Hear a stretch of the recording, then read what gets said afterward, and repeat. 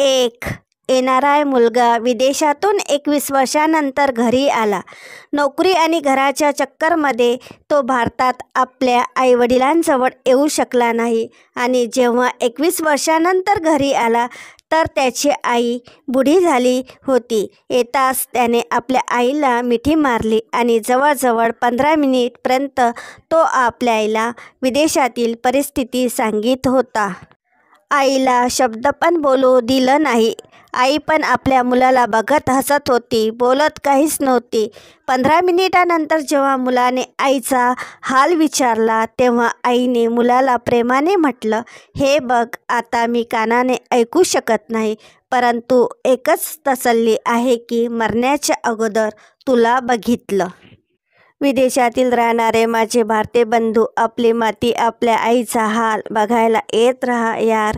Please like, share and subscribe. Thank you.